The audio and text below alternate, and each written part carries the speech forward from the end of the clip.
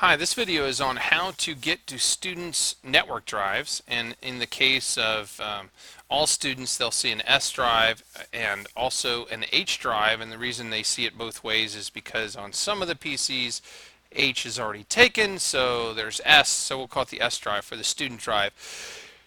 Teachers have access, read-only access to those drives for all students. In the case of the elementary students and elementary school teachers, they also have permissions to write to those drives as well to save things like eSpark videos to a student's folder. So how do we get to those? So you have to open a Windows Explorer. So this is Windows Explorer right here, as is all of these things up here. So if I were to go to my computer, I see Windows Explorer.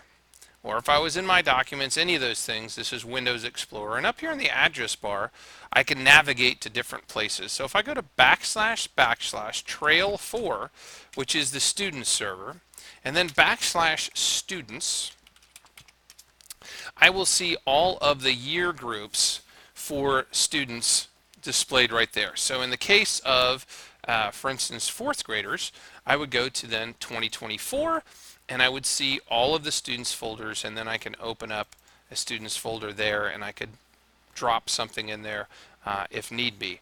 Now in the case of the use of this folder all the time, if I'm always going to be going into 2024 because I've got a bunch of fourth grade students this year, I might also want to map 2024 so that I can get to it really easily from a drive letter.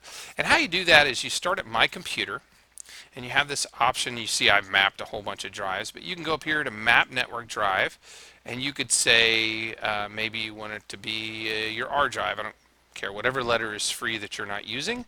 I'll go ahead and leave it at Z, and I could put // trail4 / students, if I spell it right,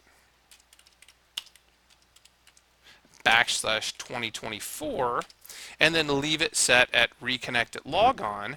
I'm going to uncheck that because I really don't want to, but then I would say finish, and then whenever I looked at my computer, down here on my Z drive would be my fourth grade students that then I could navigate to their folder. So it'd be really easy to do things like drop stuff into their drives for them because I've always got that Z drive mapped for them.